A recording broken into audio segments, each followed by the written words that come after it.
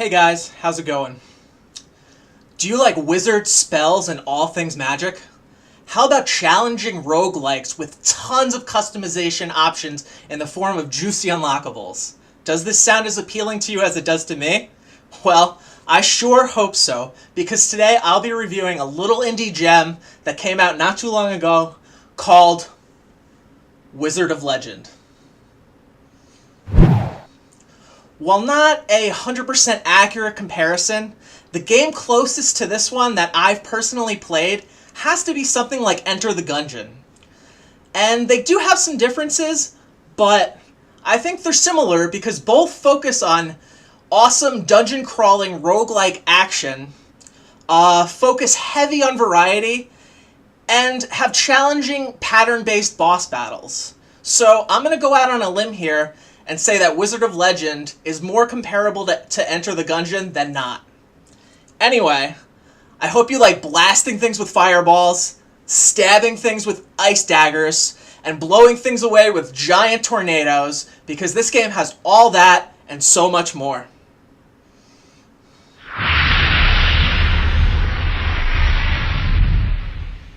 Anyway, let's get started. Wizard of Legend does a really good job at making you feel like an old-school 16-bit spellslinger that has complete control over which magic you bring into battle.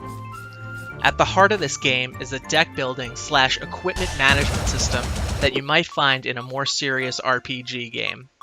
The player needs to successfully pick out the appropriate items both before you go into the dungeon and as you go along from the various shops.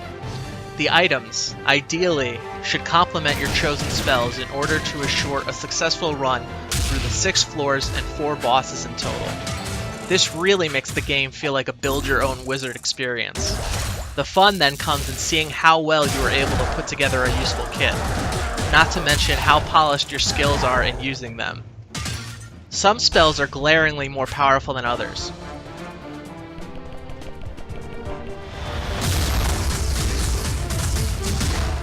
And quite frankly, I couldn't see myself using something like Grasping Vines when much more powerful root spells are available. But, nevertheless, none of the over 100 spells are completely useless, especially if you're willing to experiment and learn how to correctly implement each one. Some of the spells between the 5 magic types perform similarly, perhaps firing an exploding ball type thing, or making one dash forward quickly for a melee contact effect. But each has an additional property such as burning, stun, or heavy knockback that allows each one to feel at least somewhat unique. The thing I appreciated most about this game is the pure freedom it gives you to make just about any kind of mage you want. For example, my very first idea was to use earth magic, take items that boosted my armor, and then use close-up melee type spells. So I picked Seismic Entry, which leaps directly into a pack of enemies with a brief stun effect, which then allows me to use my more powerful spell, Terror Ring, also known as a signature spell, that is only useful at point-blank range, but hits large amounts of targets. This spell also does just enough knockback to allow me to safely dash away and leave a poison cloud on the ground, which does a little bit extra damage while I kite away to safety.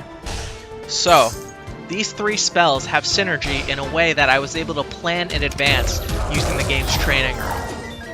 This really fortifies the idea that the game is first and foremost a build-your-own wizard workshop, and I must say that really appeals to the nerdy side of me, who grew up watching Gandalf kill orcs in the Lord of the Rings movies, and I assume many of you will find it appealing for similar reasons. The music and sound effects were able to slowly penetrate my brain, and before long I found myself humming along with the soundtrack and more often repeated sound effects.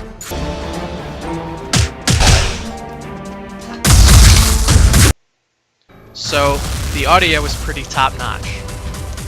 Likewise, the pixelated spike graphics were obviously treated with love and respect, and would make any Super Nintendo era developer proud. The spell animations in particular look really great, and I found that it was always fun to see what a new one looked like. the actual gameplay is pretty challenging, much more so than the average modern game. It actually took me about 10 runs into the dungeon before I got my bearings and was finally able to defeat just the first boss. It takes the player a while to learn the attack patterns of enemies, especially both the mini and main mage bosses, before they can sustain a hefty health pool and come out victorious. At the time of this review, I've only defeated the final and fourth boss one time, and before that, I came pretty close a bunch of times. So be aware, this is a tough game, and it has a fairly steep learning curve. However, I found that the game was a lot of fun, even when I was getting my ass handed to me on just the first stage. And your deaths never feel unfair, it always feels like your own fault that you died. So it's never really frustrating, just difficult. My final verdict. Positive. Old school wizard action. Positive. Huge variety of spells and items. Positive. Fairly challenging, but not brutally so. Positive. Unlocking stuff quickly becomes addicting and is a very fun exercise. Negative. The game is on the short side, containing only 4 bosses and 6 levels split into 3 sections. But, with a free DLC promised coming soon, it's hard to count this as much of a negative. Negative. No real reason to keep playing once the final boss is defeated. Sure, you might want to test out new spells and such, but there just isn't any more content once you've finished everything, once you finish the last boss. Wizard of Legend is a fun and challenging romp through a typical fantasy-themed dungeon setting.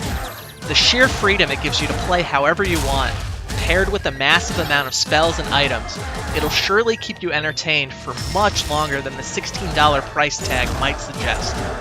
However, it is a fairly difficult game, and once the final boss goes down, there isn't much incentive to keep playing. Overall, it's a very fun way to kill 25-minute chunks of time, and I would wholeheartedly recommend it to just about anybody. That's why I'm giving Wizard of Legend an overall score of 9 out of 10. Thanks for watching.